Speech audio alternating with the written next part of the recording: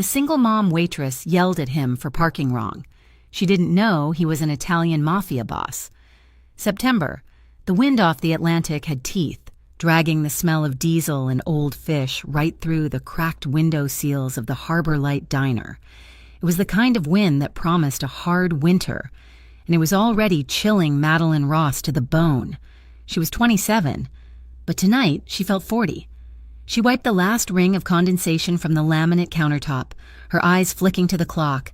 10 minutes past her shift. She was late. She was always late, or tired, or worried. Tonight. The worry was a physical weight in her chest.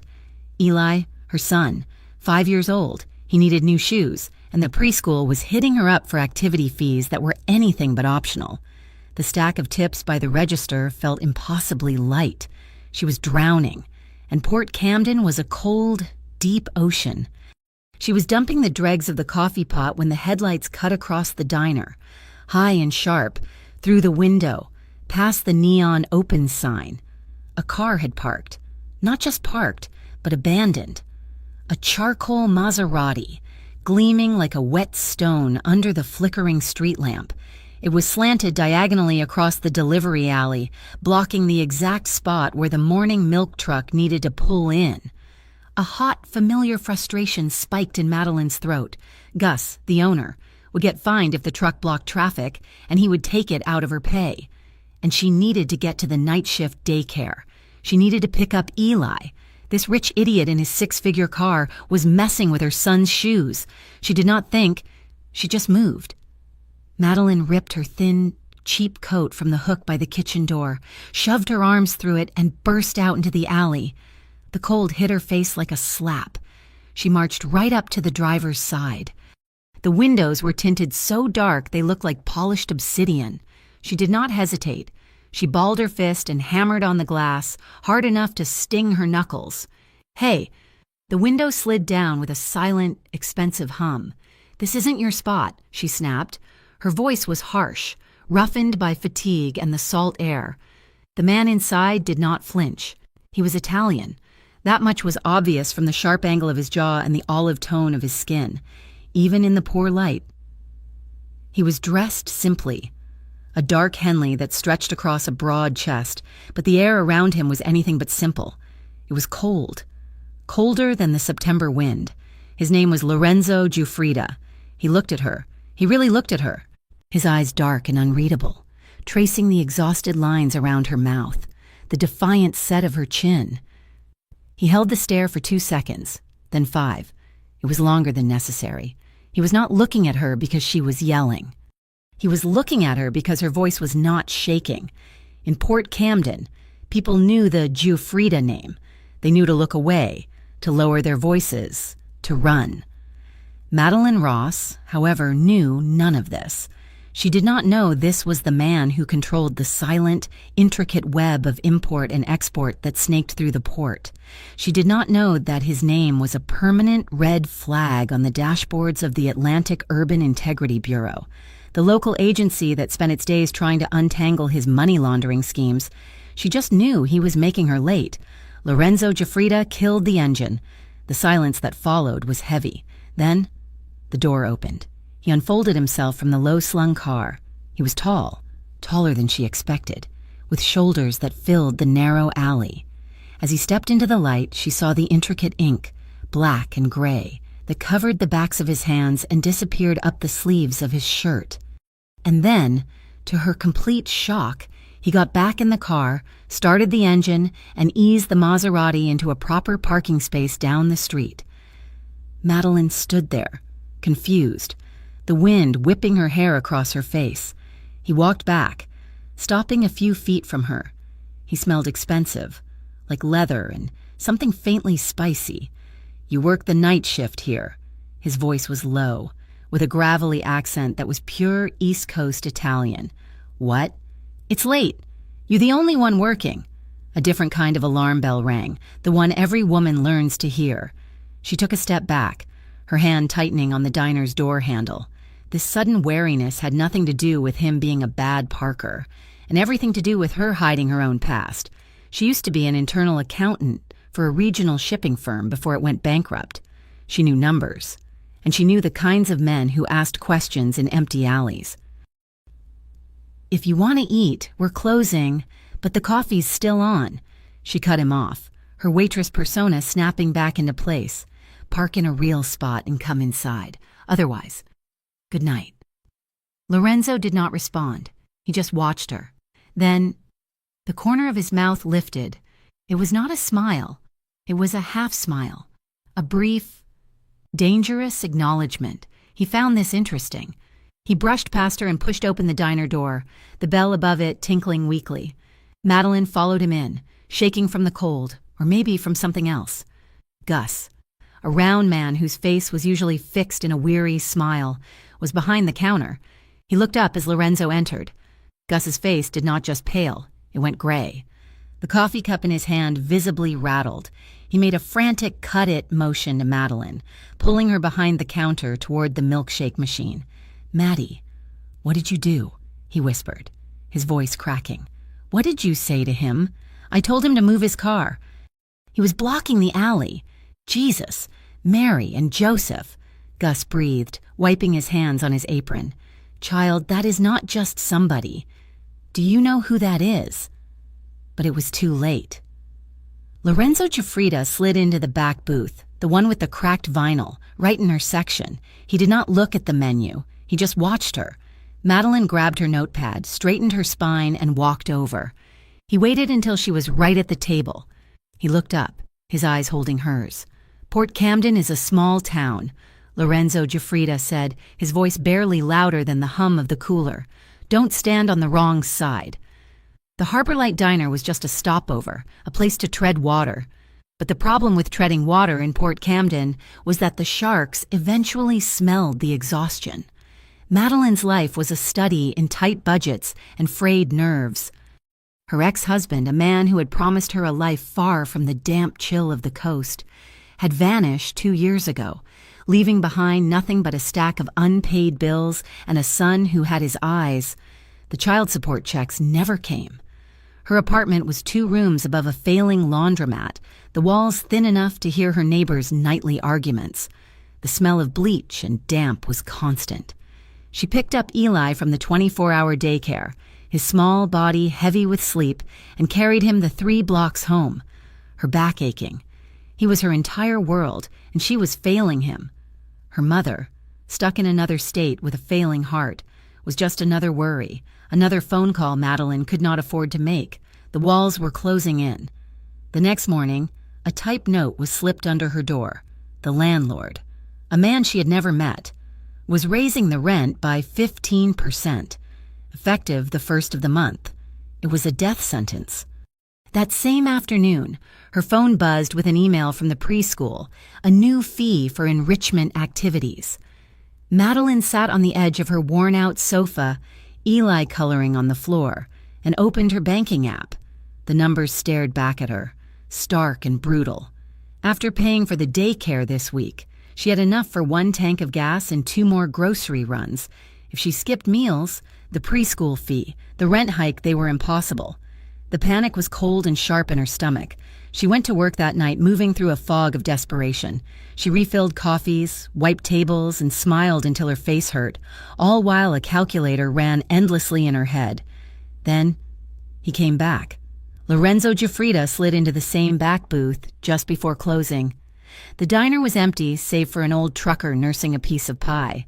Madeline's stomach tightened, remembering Gus's pale face. She grabbed her notepad. "Just coffee, black," she said before he could ask. He nodded, his eyes never leaving her face. He just sat there, drinking the diner's bitter coffee, and watched. He did not seem to be waiting for anything. He was just occupying the space, a quiet, intense pressure in the corner of the room. An hour later, an elderly couple came in. Shivering, maps clutched in their hands, they were clearly lost. Tourists who had taken a wrong turn off the main highway. They tried to order from Gus in halting, confused English, pointing at the menu. When they turned to Madeline, the man asked something in rapid-fire Italian. Madeline, seeing their distress, felt a pang of empathy. "Mi dispiace," she said softly. "Non parlo molto bene." "I'm sorry, I don't speak very well." The couple lit up.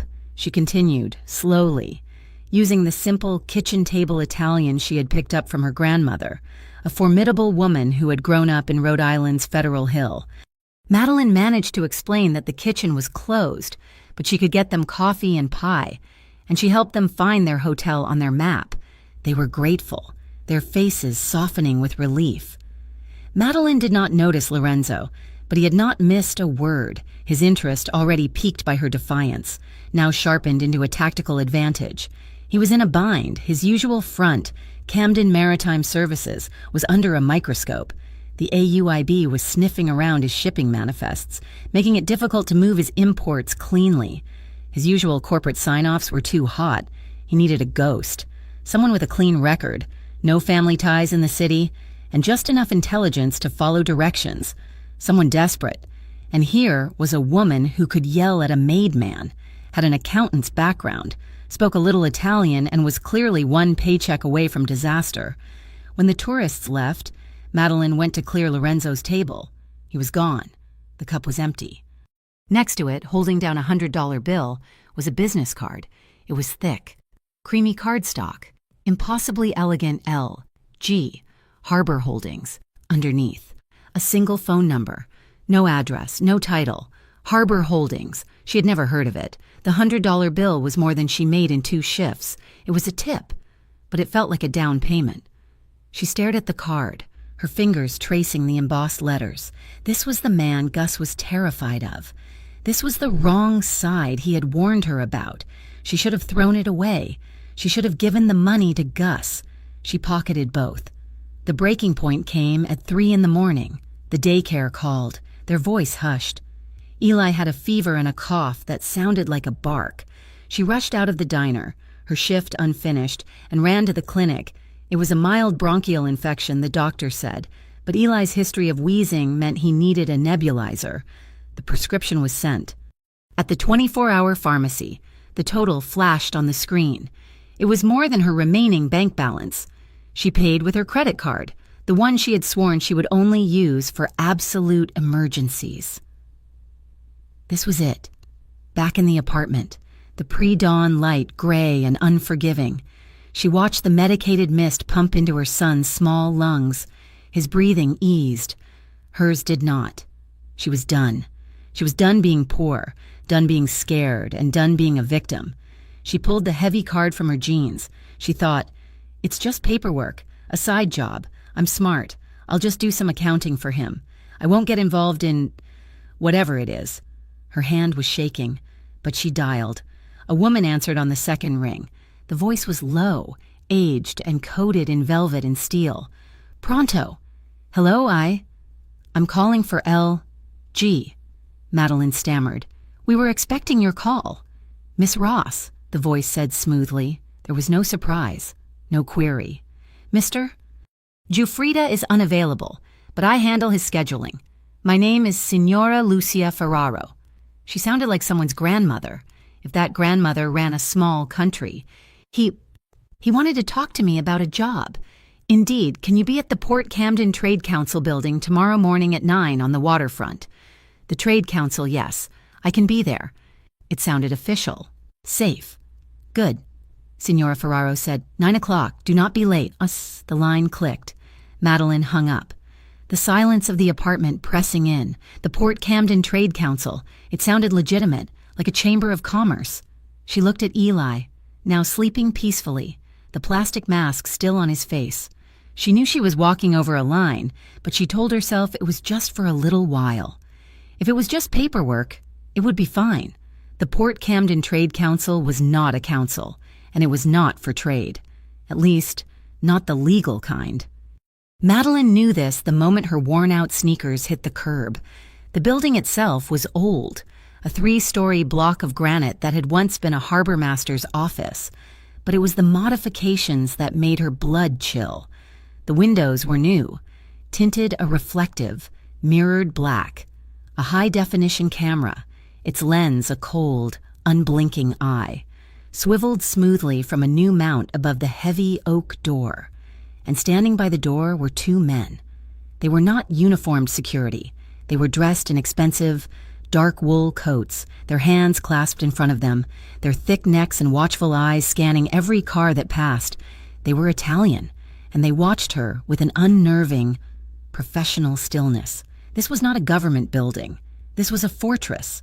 She was standing on the wrong side he had warned her about.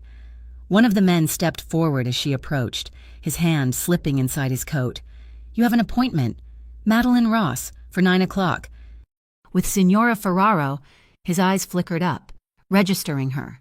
He nodded once, curtly, and pulled the heavy door open, not for her, but to let her pass into a small, sterile lobby. The air inside was silent and smelled of old money and floor wax. Another, younger man sat behind a thick sheet of bulletproof glass.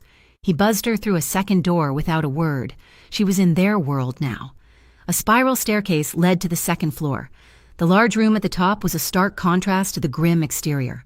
It was a massive open space, dominated by a single 10-foot-long table made of a dark, polished wood that looked 100 years old. A wall of windows overlooked the entire port, the gray water, the cranes, the stacks of containers. Lorenzo Giuffrida stood by that window, a cup of coffee in his hand, looking out at his kingdom. He was not alone. The woman from the phone, Signora Lucia Ferraro, sat at the table. She was perhaps 60, impeccably dressed in a dark gray suit, her silver hair pulled into a severe bun. She radiated an authority that was absolute. Beside her sat a man in a pinstripe suit, his thin face buried in a stack of documents. "Miss Ross, you are punctual," Lucia said, her voice the same velvet and steel hum from the phone. "Sit." She indicated a single chair placed opposite them. Lorenzo turned. He had changed from his diner attire. He wore a crisp white shirt, the sleeves rolled up his forearms, revealing the dense, intricate tattoos. He did not smile. He just watched her walk the long distance across the room and take the seat. "The other night," he began, his voice cutting through the silence, "you yelled at me. You were not afraid." Madeline's heart was hammering against her ribs. "I was annoyed. You were blocking the milk truck." Lorenzo almost smiled. "You are not afraid," he repeated, as if stating a fact.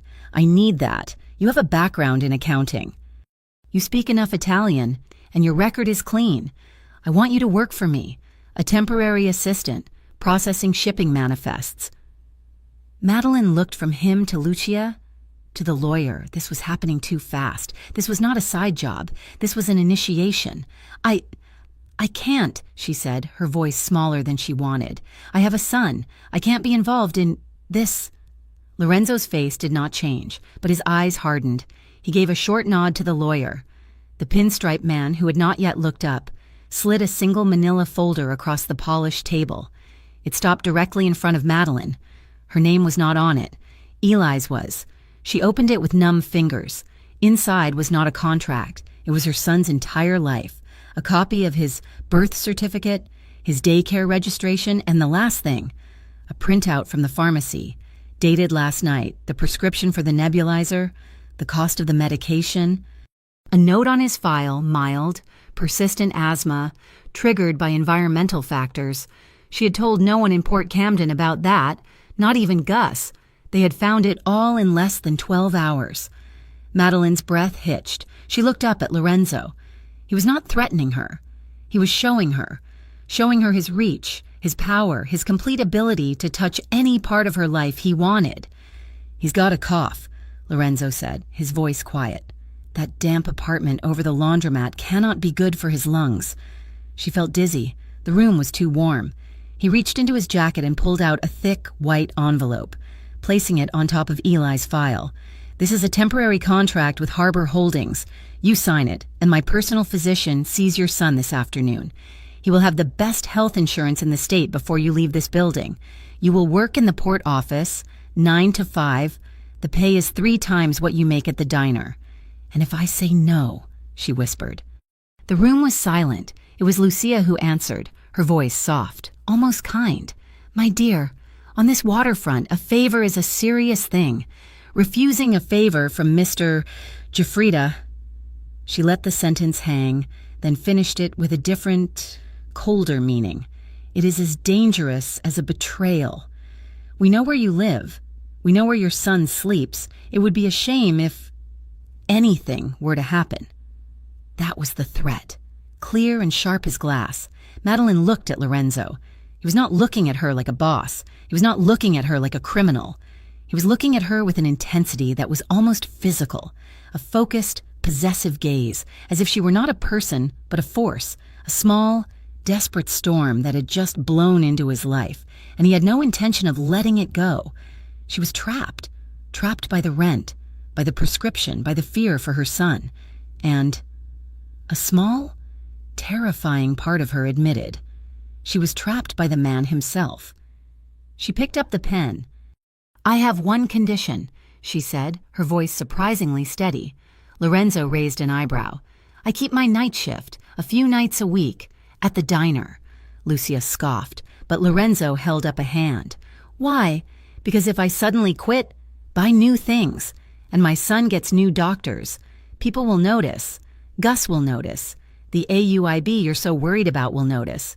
A desperate single mother suddenly coming into money. That's a flag. If I keep working, if I'm still tired, still complaining, no one looks twice." Lorenzo held her gaze. The half-smile returned, this time with genuine appreciation. She was smart. He had been right. "All right," he said. "You keep the job until I tell you to stop." She took a deep breath and signed her name on the thick paper. As Madeline was escorted out by the lawyer to handle her son's new insurance paperwork, Lucia turned to Lorenzo. The room was quiet again. Just the two of them. "Bringing a mother into this, Lorenzo. It is hard to undo. They are emotional." Lorenzo turned back to the window, watching Madeline's small figure cross the street, head held high, walking away from his fortress. "That is why she will not fold," he said, his voice certain. "She is a mother." The port office was a trailer, elevated on cinder blocks and smelling of rust and stale coffee. It was a step up from the diner, but only just. Madeline sat at a metal desk, her back to a window that rattled with every passing truck. Her job was simple data entry. She took the handwritten manifests from the foreman and entered the numbers into a logistics system. The manifests were all for industrial equipment or machine parts, but the numbers felt wrong. Her accounting background made her sensitive to patterns, and these patterns were deliberately broken. A container listed as weighing 10 tons on the intake manifest would be logged as weighing 9.5 tons in the digital system. A shipment of drill bits had a value that was impossibly low. She was not processing shipping. She was helping to build a lie, one keystroke at a time. The office was run by two other people. Matteo Ruggieri was Lorenzo's right hand. He was built like a fire hydrant, with a temper that was always simmering just below the surface. He treated Madeline with a brusque suspicion, as if she were a piece of gum he had found on his shoe. The only bright spot was Nadia Cruz. Nadia was a Puerto Rican woman with a sharp wit and eyes that saw everything. She handled the dispatch radio, coordinating the actual ship-to-shore movements. She was the only one who smiled at Madeline, sliding her a cup of strong, sweet coffee on her first morning. "Don't mind Matteo," Nadia had said, nodding toward his empty desk. "He just hates anyone who wasn't born into this mess. You're a civilian. It makes him nervous." "What about you?" Madeline asked. "Me, I was born on this dock." Nadia shrugged. "My father worked for Lorenzo's father. Different city, same story." It was on Madeline's third day that the real world breached the walls of the trailer.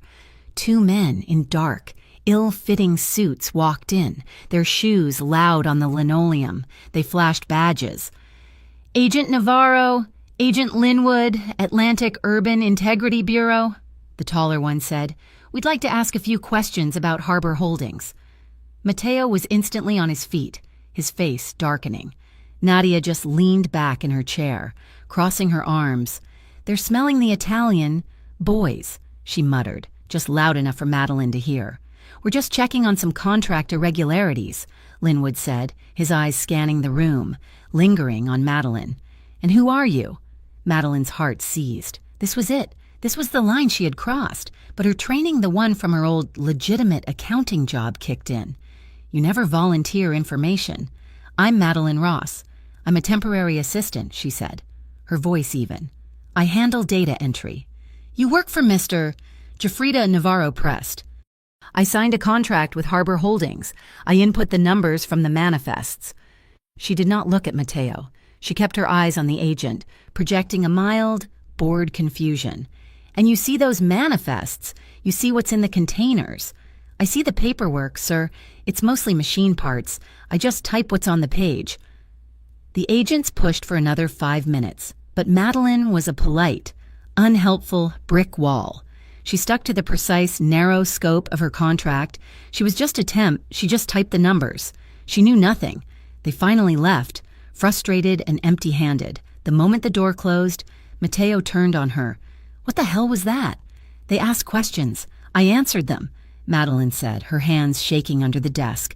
From the corner, Nadia gave a low whistle. Damn, girl. You've got ice water in your veins. Up in the main building, Lorenzo Giuffrida had watched the entire exchange on a silent, high-definition monitor. He had seen the agents walk in. He had watched Madeline's face. He saw her spine straighten, saw the practiced, bland mask slide into place. She had not panicked. She had not looked to Mateo for help. She had handled them perfectly. He was more than impressed. He was confirmed. That evening, he called her. Not Signora Ferraro. Him. You had a busy day, he said. His voice a low hum on the phone. Yes, I did. I'm having dinner tonight at Tramonto Vista. 8 o'clock, I'm sending a car for you. We need to clear the air about my parking. It was not a request. It was a summons. Tramonto Vista was the most expensive restaurant in Port Camden, a glass and mahogany temple perched on the hill overlooking the city. The car he sent was a black Escalade, and the driver did not speak. Lorenzo was already at the table. It was not in the main dining room. It was a secluded alcove, separated from the other diners by a heavy velvet curtain. The table was set for two, against a wall of windows that should have offered a stunning view of the harbor lights, except this window was different. It was thick, almost an inch of glass, and it did not shimmer. It was the same mirrored black as his office, bulletproof.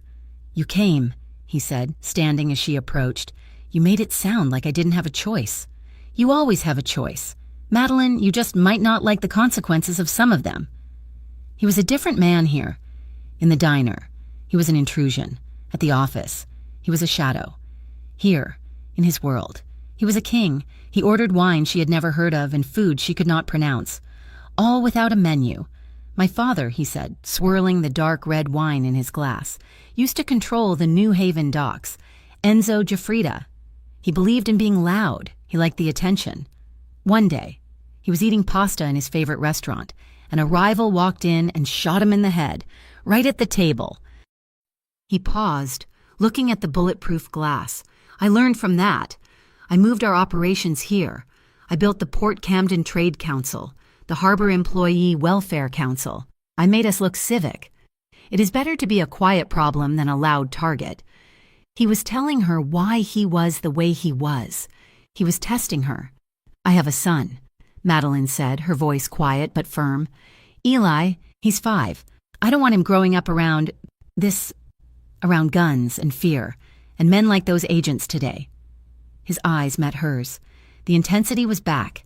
It was a look that stripped her bare. You are the first person in a long time who has been honest with me. Most women. They like the power, they like the money. They do not mind the violence, as long as it does not touch them. It always touches them. Madeline said. The sound was not as loud as she would have expected. It was not a Hollywood explosion. It was a sharp, sickening crack, like a baseball bat hitting a side of beef, followed by the high, percussive thwack, thwack, thwack of tires being punctured. Lorenzo did not hesitate. In the same fraction of a second, he moved. His hand clamped onto the back of her head. His arm went around her waist, and he yanked her sideways. He threw his entire body over hers, pushing her down into the carpeted floor beneath the table. He was heavy, a solid wall of muscle and bone, pressing her into the ground.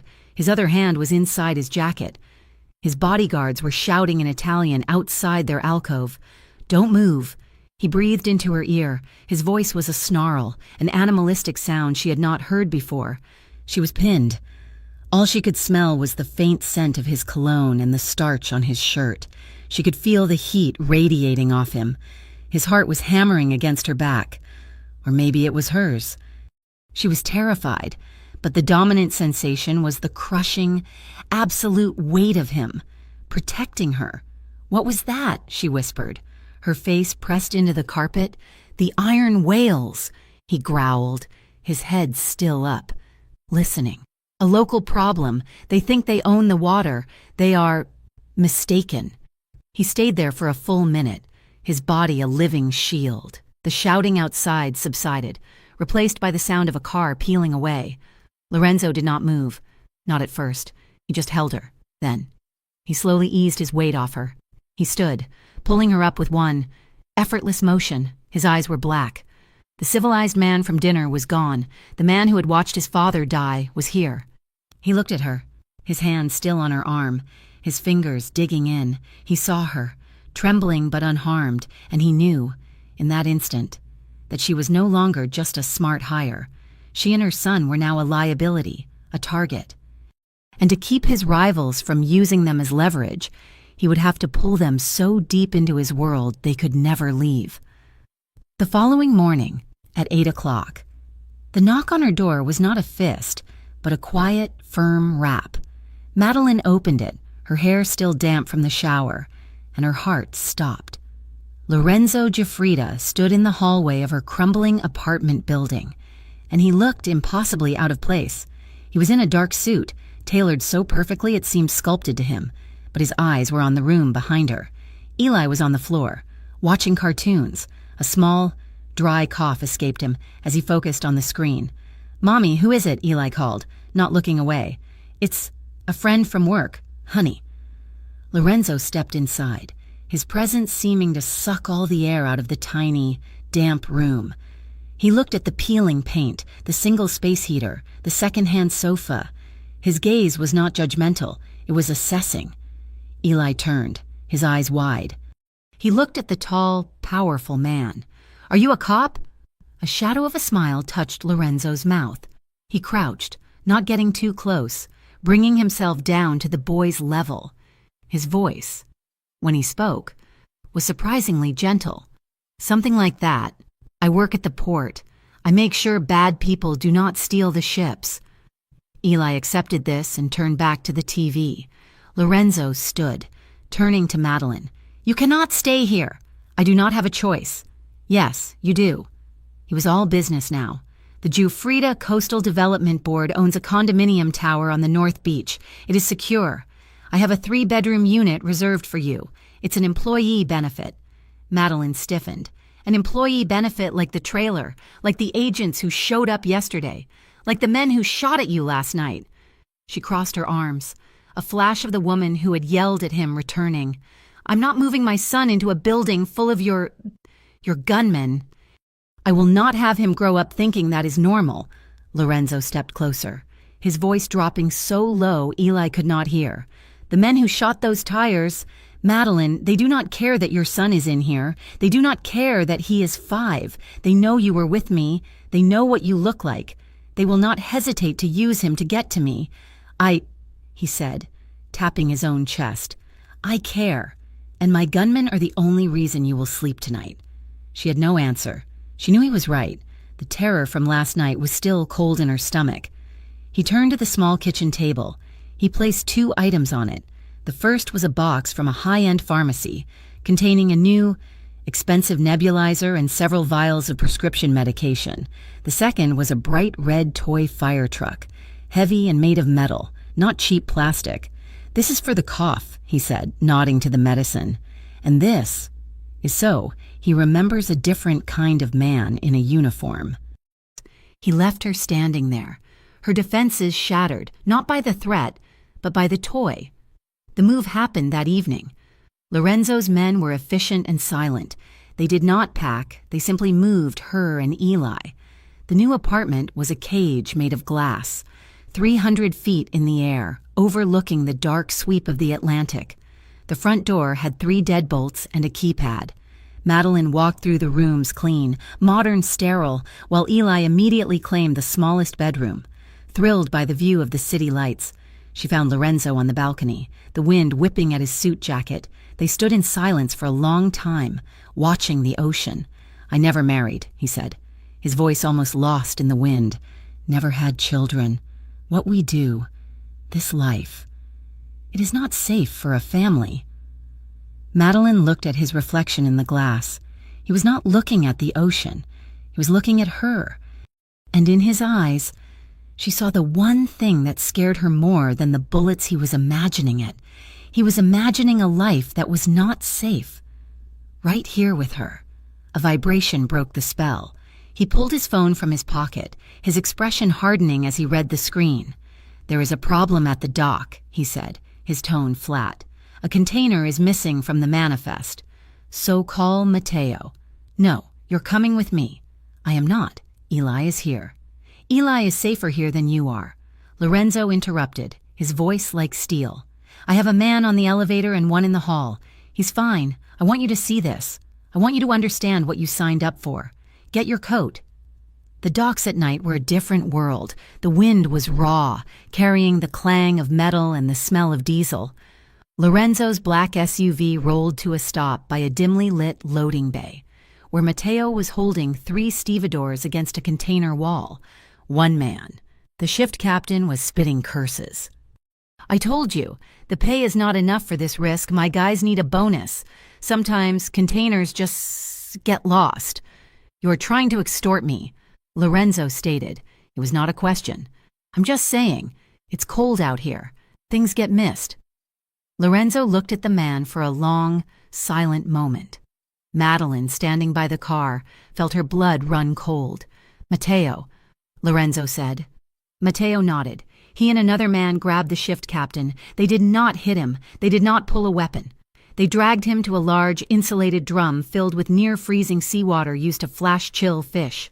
"You are cold," Lorenzo said calmly. "Let us fix that." They shoved the man's arm, elbow deep, into the icy brine. The man's body went rigid. He did not scream, at first. Then a low, guttural howl ripped from his throat as the sub-zero water attacked his nerves. It was a sound of pure agony. Madeline flinched, a hand flying to her mouth. Lorenzo watched, his face impassive, for 10 seconds. "Do you feel the bonus, Captain?" Okay, Jesus, okay," the man shrieked. They hauled him out. The man cradled his arm, his face pale with shock and pain. "Find my container," Lorenzo said, "before I come back." They got back in the SUV. Madeline was shaking. Not from the cold, but from the calculated cruelty. He had not lost his temper. He had administered a lesson, inflicting maximum pain with minimal evidence. Lorenzo drove away from the docks, but not toward the apartment. He pulled over on a dark, empty stretch of road overlooking the harbor. He cut the engine. She could not stop shaking. He turned to her, his face shadowed. He took both her hands. His were warm. "I want to tell you something, Madeline," he said, his voice low and serious. "I want to be honest. If you want to leave, you can leave. Right now, I will take you back to your old apartment. You can take your son, and you can walk away from all of this." A tiny, impossible hope flared in her chest. "But," he continued, his thumbs rubbing small circles on her frozen hands, "I will have 2 men on your street, and 2 men at the diner. The Iron Whales know you were with me at that restaurant. They know I moved you. If you leave my protection, you do not become a civilian again. You become a target. You become leverage." His grip tightened. "So you can go. But you will never be free. Or you can stay with me, in the glass tower, where I can keep you safe." She looked out the windshield, across the water, to the single, glittering building where her son was sleeping.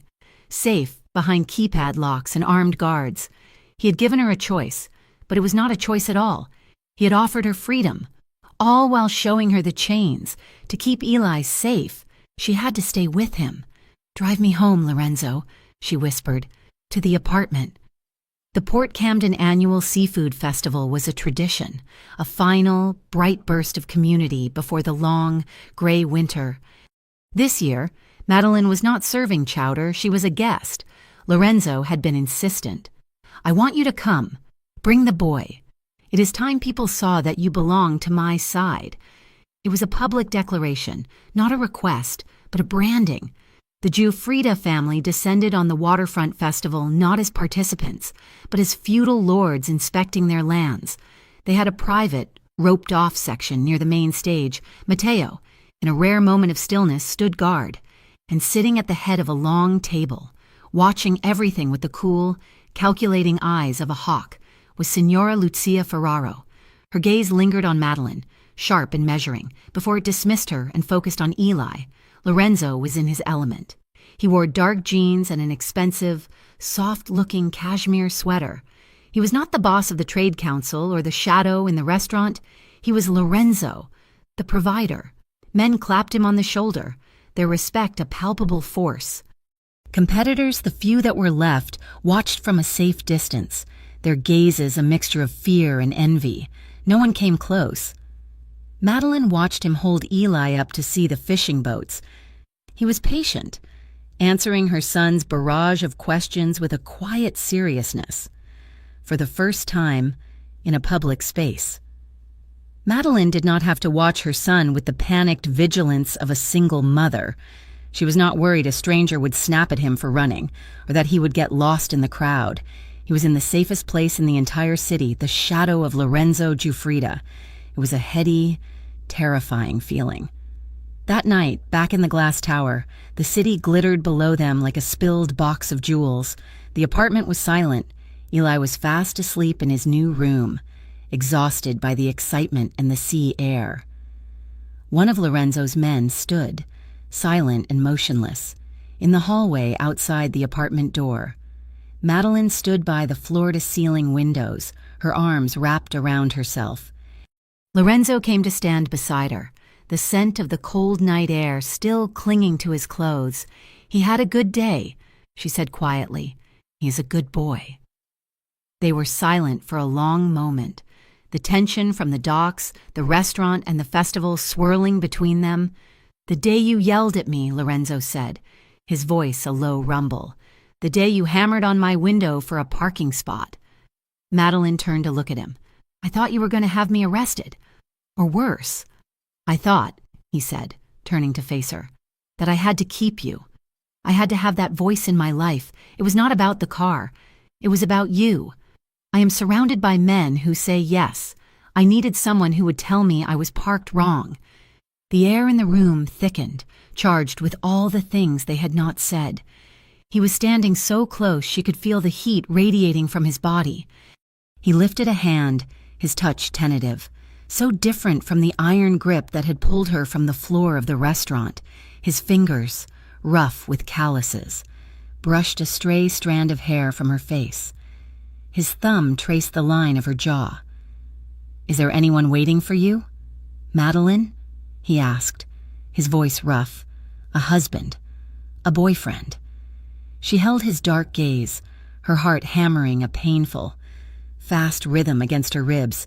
"There is just a 5-year-old boy." His eyes softened, and a look of such profound hunger crossed his face that it made her knees weak. "He's not here now," he whispered. He leaned in slowly, giving her every chance to pull away. She did not. She could not. When his lips met hers, it was not a gentle exploration. It was a claiming. The kiss was deep and sure and demanding. It was the taste of expensive wine and cold air and power. His hand moved from her jaw to the small of her back, his fingers spreading wide, pulling her against the solid wall of his chest.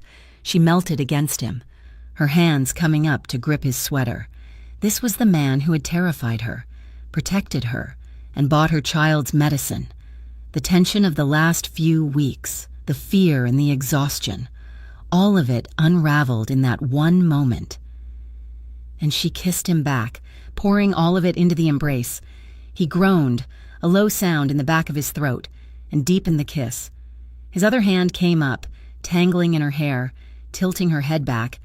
He was a man who took what he wanted, but he was taking her with a devastating control. He broke the kiss only to rest his forehead against hers, his breathing ragged. "Madeline." He breathed her name like a prayer and a curse. He slid his heavy wool coat from his shoulders, letting it drop to the floor. He never took his eyes from hers. He was in his shirt sleeves now, the dense tattoos on his forearms dark against the white cotton. He reached for her, his hands finding her waist, his thumbs drawing slow, agonizing circles. "Tu sei, bellissima," he whispered, the Italian words a rough caress. "You are beautiful." She trembled, not from fear, but from the raw, undeniable force of being wanted by this man. He was dangerous. He was a criminal, but in this moment he was hers. He lifted her as if she weighed nothing, his mouth finding hers again, and carried her from the living room. Her arms wrapped around his neck, her senses filled with the solid, warm feel of his muscles, the scent of his skin. The city lights blurred through the windows as they moved past, heading toward the darkness of her bedroom. She felt his hands, firm and possessive, tracing the curve of her spine, holding her tight against him. It was a fall, and she did not want to be caught. The next morning, the light was gray and unforgiving. Madeline woke up, tangled in sheets that smelled like him. She was alone. For a panicked second, she thought it had been a dream, a fantasy born of fear and proximity. Then she saw it. On the nightstand, placed with purpose, was a pristine folder. She opened it. Inside, on embossed letterhead, was a fully approved, top-tier health insurance policy. It covered everything. Eli Ross was listed as the primary beneficiary. At the bottom, a sharp, authoritative stamp, Harbor Employee Welfare Council, approved. She understood. Last night was not an impulse. It was not a moment of passion. It was a seal. It was the final signature on a contract she had not realized she was signing. Her phone buzzed. It was an unknown number, but she knew who it was. She answered, "When a Giuffrida takes a woman to his bed," Signora Lucia Ferraro's cold, precise voice said, and then puts her name in his files. She becomes one of two things. She becomes family, or she becomes a loose end that must be cut. You choose, my dear. You choose. The line clicked. Lucia's call was a warning. The insurance policy was a chain. Madeline's life in the glass tower was no longer just about protection. It was about ownership. The shift in her world was mirrored by a new tension on the docks. The AUIB, emboldened by the public gunfire at Tramonto Vista, was intensifying its scrutiny. The pressure was no longer just men in suits asking questions. Nadia, her face tight, pointed out a small black dot hovering over the container yard one afternoon. "Drones," she spat. "The feds are getting cute. They are taking pictures of everything that moves." The surveillance made everyone edgy. But it was Lorenzo who became a different kind of cold. He called a meeting in the trailer. Just him, Matteo, and Madeline. Nadia was kept on dispatch. They knew the ship was coming, Lorenzo said, his voice flat. He was staring at a printout of a shipping schedule. Last night, the Iron Whales tried to intercept a container before it was unloaded. Not at the restaurant, not on the street, at sea. They knew the vessel number. He looked at Matteo, then at Madeline. "The AUIB are flies. Annoying but stupid. This is different. This is a leak. Someone inside my system is feeding the whales, and there are only 3 people who see these schedules." His eyes rested on Matteo, who looked insulted. "Boss, I would die for you." "I know." Lorenzo's gaze shifted. It settled on Madeline. It was cold, assessing, and stripped her bare. He was suspecting her, after their night together, after everything. He was looking at her like an unknown variable. "I did not," she said, her voice shaking but firm. "I would never, not after what you did for Eli." "So that leaves one." Matteo growled, his hand moving toward his jacket. "Nadia." "She has been with me for 5 years," Lorenzo said, but the doubt was there. Madeline saw her chance. She saw the suspicion in his eyes and knew she had to erase it, not just for her, but for her son. "He suspects me," she thought, "because I am new, because I am the civilian." "You need to prove your system is clean," Madeline said, surprising herself with her own nerve. "The AUIB is looking at the manifests. Let me fix one. Let me take a revised copy, one that's perfectly balanced, and file it myself. In person, at the real Camden Port Compliance Office." Matteo scoffed. And what does that do? It creates a new paper trail, Madeline said, her old accounting instincts taking over. It shows Harbor Holdings found a clerical error and corrected it. It shows cooperation. It makes us look like we have nothing to hide. And it gets me inside their building, legally. Let me prove I am on your side. Lorenzo looked at her for a long time. The plan was smart. It was a civilian move, not a mob one, and that is why it might work. Do it, he said. The Camden Port Compliance Office was a sterile, fluorescent-lit box in a downtown federal building. Madeline, clutching her file of corrected manifests, felt her stomach churn. She was walking into the lion's den, but she was doing it for the other lion. She was told to wait for a port supervisor to sign off on the refiling. As she sat on a hard plastic chair, Agents Navarro and Linwood, the same agents from the trailer, walked past. Deep in conversation with a uniformed port officer, they did not notice her. "Don't need to wait for the warrant to clear," Navarro was saying, his voice low and angry. "We just need one more shipment confirmation. The judge will sign off on the whole dock." "We will get it," the port officer said. "Our informant is solid. She is scared, but she is giving us good intel." "This Nadia's been good," Linwood agreed. "She confirmed the next vessel arrives Friday. We hit them then. We will grab Jafrida's new accountant while we are at it. The single mom. She will flip in 10 seconds. Madeline felt the blood drain from her face. They were talking about her. They were planning to use her. And Nadia was the leak. She got the signature and walked out, her legs unsteady. She went straight to the Trade Council building, bypassing the front desk and walking straight up the stairs. Lorenzo was in his office, the one overlooking the harbor. "It is Nadia," she said, without preamble. Lorenzo looked up, his face dark. "You are sure?" "I heard them, the AUIB, Navarro and Linwood. They were at the port office. They said her name. They said she is their informant, that she confirmed a shipment for Friday. And they said they were planning to grab me, too, to make me flip." The muscle in Lorenzo's jaw jumped. He had been skeptical. He had wanted it to be anyone else. "She has been with me for 5 years. She has a brother," he said, more to himself than to her. He picked up his phone. "Lucia, check on Nadia Cruz's brother, the one in Philly. See what his record looks like. Then, check the security logs for the trailer. Any meetings, any cars that do not belong." He did not have to wait long. Lucia's efficiency was terrifying. "Her brother was arrested 3 weeks ago," Lorenzo said, hanging up the phone, his voice dead. "Federal drug trafficking charge. The AUIB has him, and the logs show Nadia meeting an unregistered, blacked-out SUV 3 times in the last 2 weeks, off-site. The betrayal was a visible weight on him. He was not just angry, he was hurt. "Set up a full council meeting for tonight," he ordered into his phone. "Everyone here, 7 o'clock. Then he called Mateo. "Bring Nadia. Use the warehouse entrance. Tell her it is a security issue and we are avoiding the front. Do not let her use her phone." That evening, the Trade Council building was buzzing. Madeline, told to stay in the adjoining office, could hear the low murmur of voices. She was terrified, but she could not leave. She was standing by the door when she heard Lorenzo's voice, low and hard, speaking to Lucia in the hallway. "If she sold them our routes, that is one thing," he said. "But if she sold out Madeline and the kids' location, if she told them where they live, Lucia, we cannot keep her. We cannot let her breathe." Madeline's hand flew to her mouth.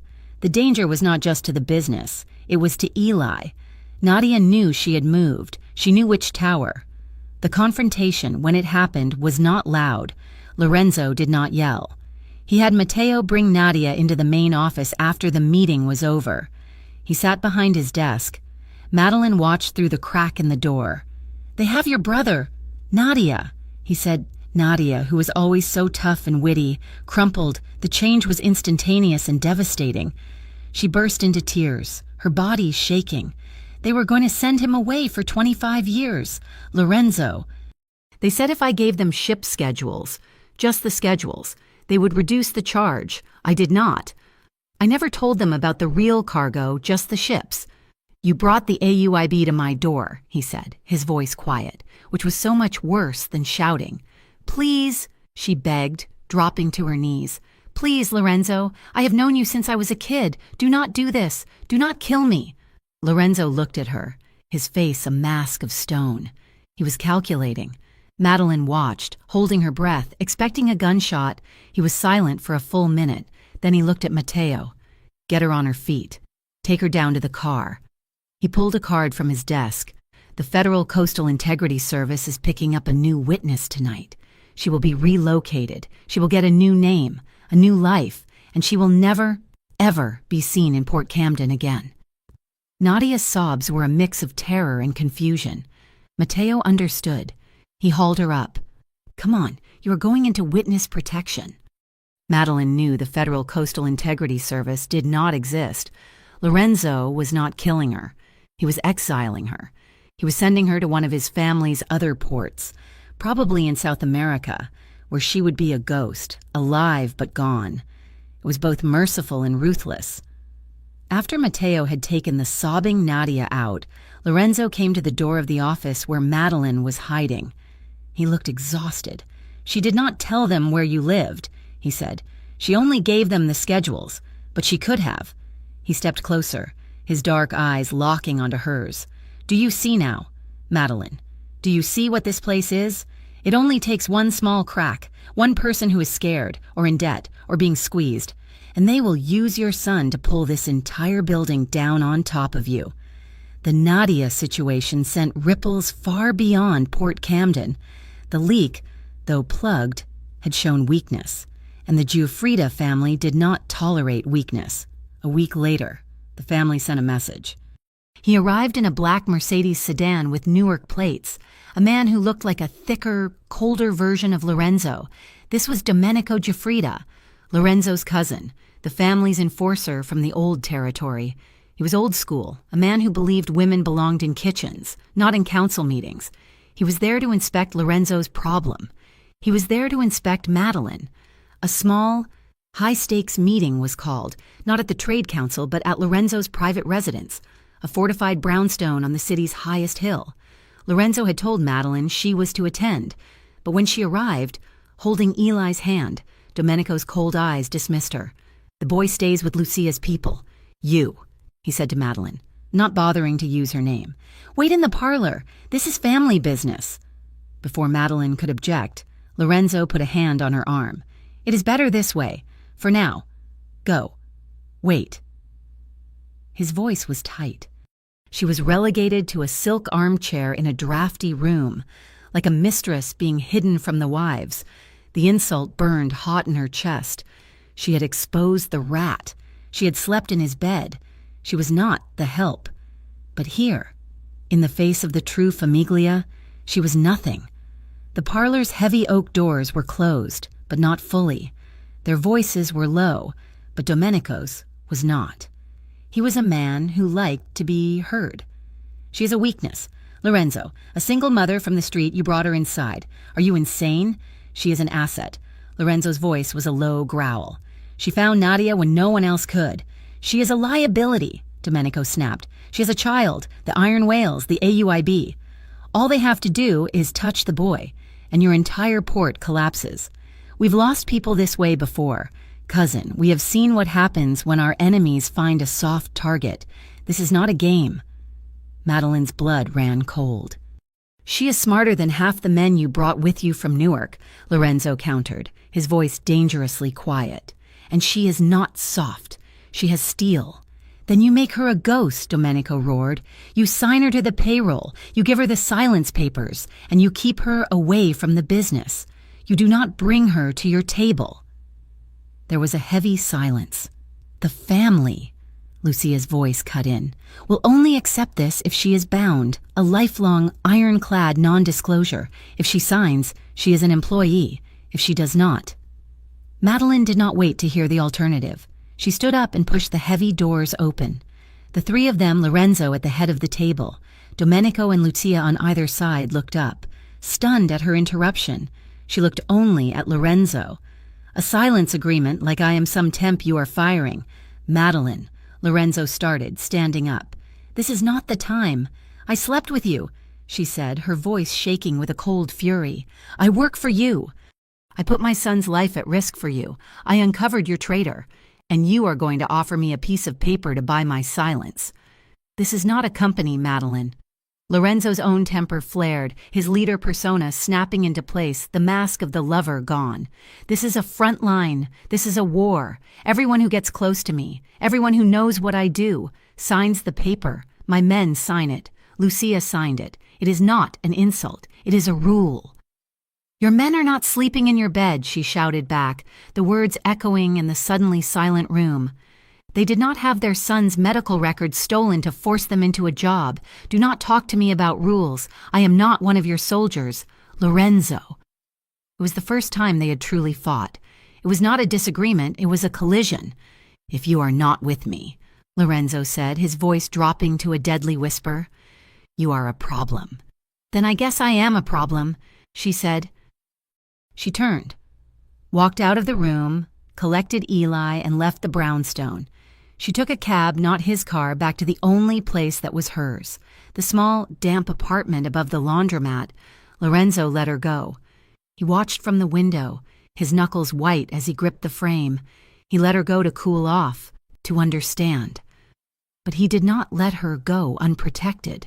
A dark sedan, invisible to her, followed her cab and parked across the street, its two occupants watching her window. Madeline felt a strange, hollow relief. The apartment was cold. Eli coughed in the damp air. She had made her stand, but as the sun went down, the reality of her choice set in. The shadows in the alley outside seemed darker, more menacing. The next day, she took Eli to the corner store for milk. She felt the eyes on her before she saw them. Two men, both wearing the sleeveless, patched vests of the Iron Whales, were leaning against the building.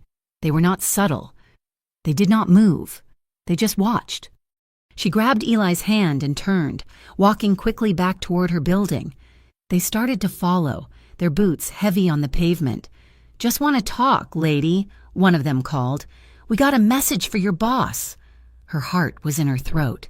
She fumbled for her keys at the apartment door. They were halfway across the street. Suddenly, the dark sedan that had been parked all night screeched to life. It mounted the curb, cutting them off. Two of Lorenzo's men, Matteo and another, jumped out. The bikers froze. They were armed, but they were not stupid. They were two. Lorenzo's crew was four, counting the men in the car, and they moved with a military purpose. You are on the wrong street, Matteo snarled. The biker who had spoken smirked, showing yellowed teeth. He looked past Matteo, right at Madeline, who was frozen at her door. Tell Jafrida, he shouted, his voice carrying clearly. He wants his schedule, and we want ours. He gives us the next shipping list, or the kid's gonna have a real hard time breathing. They backed away slowly. Matteo let them go. He turned to Madeline, his face disgusted. Get inside. The boss was right. You are a target here. Madeline stumbled into her apartment, locking the deadbolt, her hands shaking so violently she could barely hold her son. They had not been afraid. They would not have hesitated in this neighborhood. There were no bulletproof windows here. She realized her mistake.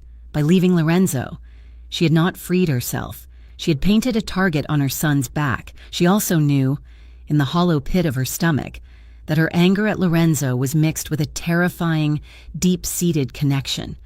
She had run, not just from the contract, but from the fact that she was in too deep to ever get out. She picked up her phone. Her fingers were numb. Lorenzo answered on the first ring. He did not say hello. She said only one sentence, her voice a ragged whisper. Do not let them touch Eli. There was a pause. The line was silent.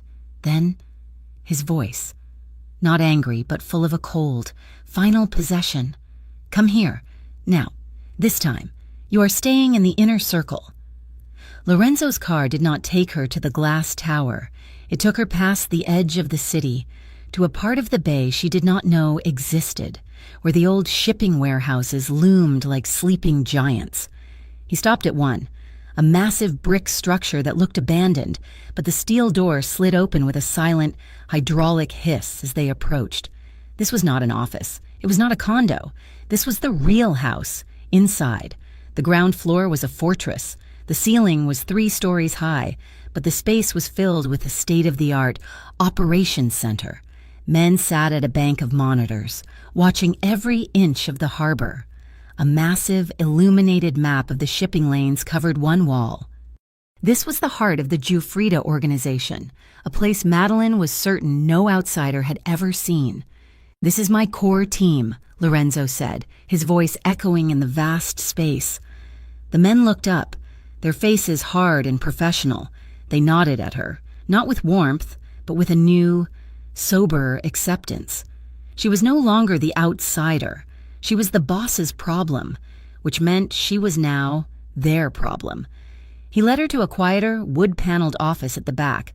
An old man in a priest's collar sat reading by a small fire. He looked up as they entered, his eyes clear and sharp. "Father Leone," Lorenzo said. "This is Madeline Ross, the girl from the diner," the priest said, his voice surprisingly robust. He smiled, a genuine, warm smile. "Lorenzo, you always did have a taste for the dramatic. It is a pleasure, my child. It is good to see a new face in this house. It reminds these men that there are still rules to be followed, even in their line of work." It was a message, delivered with a smile. In this house, there was a law, and it was not just Lorenzo's. There was a code. The core team assembled in the office: Lorenzo, Lucia, Matteo, and Father Leone. Madeline was given a chair, not in the corner, but at the table. "The situation is complex," Lucia began, her voice crisp. "The AUIB is moving, and the iron whales are being guided. We have learned the bikers are not acting alone. They are receiving their information from a port officer, a man named Henderson, who is being paid by federal funds to inform on us. So the AUIB is using the bikers to squeeze us," Matteo growled.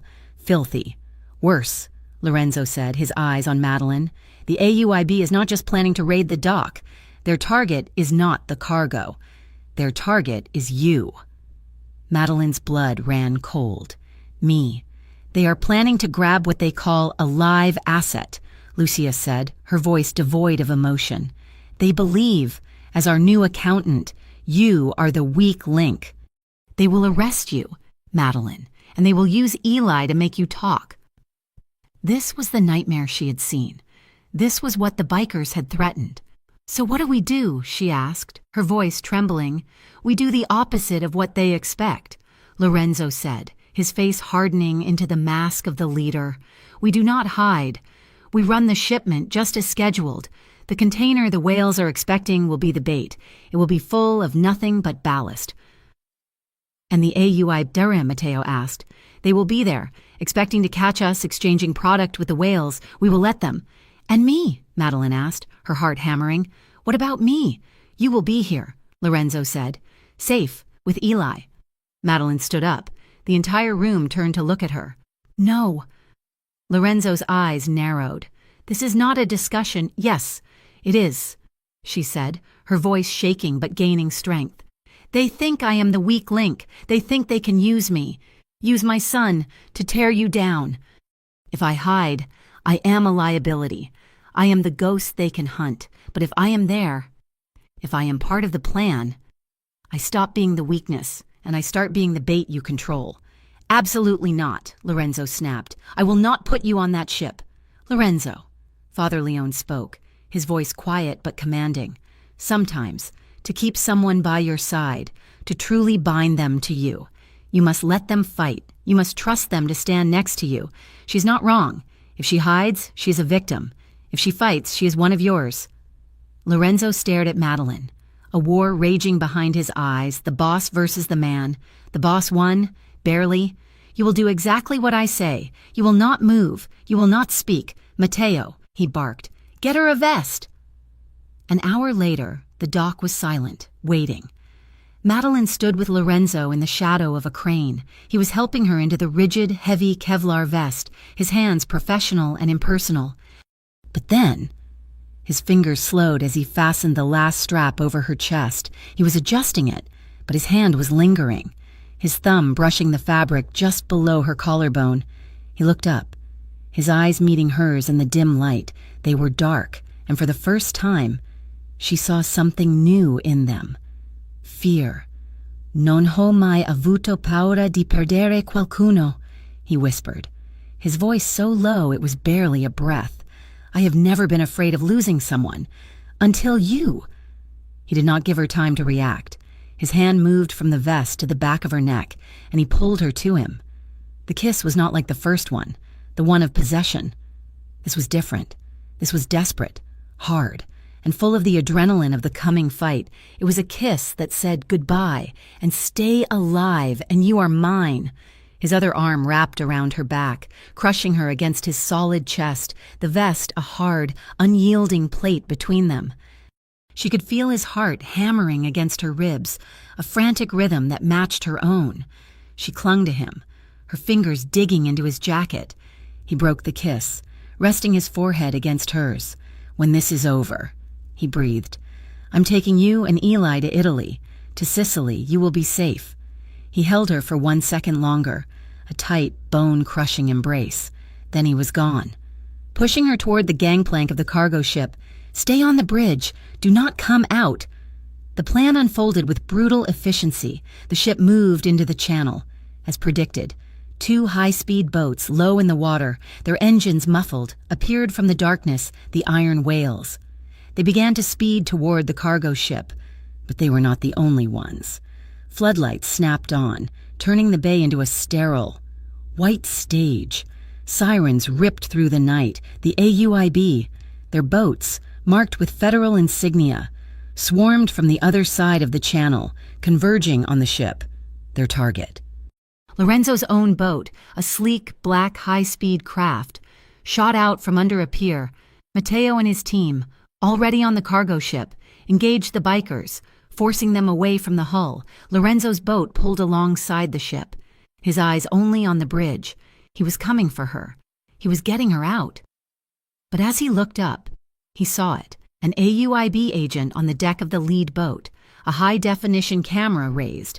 The agent was not filming the bikers. He was filming the bridge, and in the bright, unforgiving floodlights, he snapped a perfect, clear, digital photograph of Madeline Ross, standing on the deck of a ship during a known criminal interception. The legal trap was sprung. The subpoena arrived the next morning. It was not a request. It was a demand. Madeline Ross was summoned to the AUIB Federal Building at 2 o'clock to clarify her role in the operations of Harbor Holdings. The photograph of her on the ship was their leverage. "They will not let me leave," Madeline said, her hands clutching a coffee mug in the operations center. "The moment I am in that building, they will hold me until I talk. If you do not go, they will come here," Lorenzo said, his voice a low growl. "They will bring a tactical team. They will create a war on our doorstep, with your son in the middle." "So I go," she said, her voice hollow. "And they will offer me a deal. My freedom for you, and they will use Eli to make me sign." It was a perfect trap. There was no way out. "There is always a way," Lucia Ferraro said, stepping into the room. She held a thin, aged file.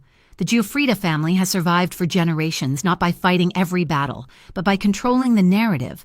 You will go, my dear, and you will cooperate." Lorenzo looked at her, his eyes narrowing. "You will tell them everything." Lucia continued, a cold smile playing on her lips.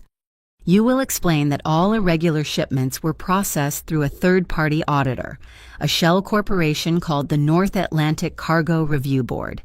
You will express your horror at discovering they were a criminal front." "The North Atlantic Cargo Review Board?" Lorenzo said, a dark appreciation in his voice. "It has been defunct for 10 years. It has no officers, no assets." "Exactly," Lucia said. "You will feed them a ghost that will take them months and thousands of dollars to chase. By the time they realize it is empty, they will have nothing." The interrogation room was small, gray, and smelled like stale sweat. Madeline sat at a metal table, a single Giuffrida lawyer, a quiet man named Vescovi, beside her. Agents Navarro and Linwood sat opposite. "We can make this easy, Madeline, or we can make this hard." Navarro began. "We have you on the boat. We know what was happening. Just tell us how Lorenzo moves the product." She began Lucia's script. She was just an accountant. She was worried about irregularities. She had flagged them to her supervisor. Linwood cut her off, his patience snapping. He slid a photograph across the table. It was not of the boat. It was a picture, taken that morning, of Eli on the daycare playground, a red circle drawn around his small, laughing face. "He is a cute kid," Linwood said, his voice falsely casual. "It would be a shame if he had to grow up visiting his mother in a federal penitentiary." Madeline's breath caught. Her blood turned to ice. She looked at the photo, at her son, and then she looked up at the agent. She did not cry. She did not break. She let a cold, hard anger settle in her eyes. "Are you threatening my son, Agent Linwood?" Vescovi, the lawyer, asked, his voice suddenly sharp. "Because that is what I heard, and I am sure a judge would be very interested to know." While Madeline held the line, Lorenzo stood on the sidewalk across from the federal building, a living statue of controlled fury. His phone buzzed. It was not Lucia. It was Matteo, from the Bay Villa. "Boss, we have a problem. The whales are here. They are hitting the villa. They came from the water." Lorenzo's head snapped up. Lucia was at the villa. He had moved Eli there this morning, to Father Leone's adjoining chapel, believing it the safest place. The bikers were not just a diversion. This was a coordinated, full-scale assault. "Hold them," Lorenzo snarled. "There is more." Matteo's voice was tight with gunfire in the background. "They were not alone. Domenico's men let them in. It is Domenico. He is working with them." The betrayal was so cold, so deep, it was almost paralyzing. His own cousin using a local gang to clean house, to take his territory, all because he thought Lorenzo had gone soft over a woman. The civilized man, the civic-minded facade, it all burned away. The true boss, the one his father had raised, emerged. "Matteo," Lorenzo said, his voice a low, terrifying command. "Do not kill Domenico. I want him alive. I want you to bring him to me. But every biker you see, kill them all." Madeline walked out of the federal building 3 hours later, her legs weak but steady. She'd not broken. She'd given them the ghost, and they had taken it. Lorenzo was waiting. He was leaning against his car, the same one he had parked wrong so long ago. But this was not the man she had met. His suit jacket was off. His white shirt sleeves were rolled up. There was a dark, wet stain on his forearm, and it was not motor oil.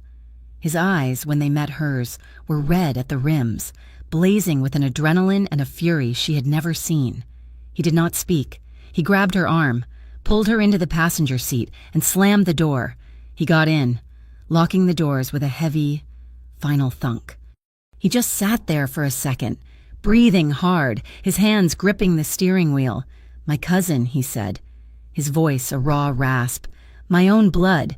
He set the whales on the villa, trying to get to Eli, trying to get to me. He thought I was weak. He turned to her, his face a mask of exhaustion and rage. "And you were in there with those federal bastards, with a picture of your son on the table. And you did not say a word. You did not break." He leaned in, his face inches from hers. "You see, my family has traitors. My enemies are at the gate, but you stayed silent. You held the line." He put a hand on her cheek, his touch rough, possessive. "From now on, no one touches you. No one touches Eli. Not the whales, not the AUIB, not even my own family. Do you understand?" That night, after Eli was confirmed safe, asleep in Father Leone's quiet rectory, Lorenzo and Madeline returned to the glass tower. The silence was deafening. They were both running on adrenaline, on the jagged edge of what they had almost lost. They stood in the living room, the city lights far below, the tension a living thing between them. He turned to her. The blood washed from his hands, but the fire still in his eyes. She did not wait. She stepped into him, her hands coming up to grip the front of his shirt. She had almost lost this. She had almost lost everything. The kiss was an explosion. It was not a seduction, it was a collision of survival and raw need.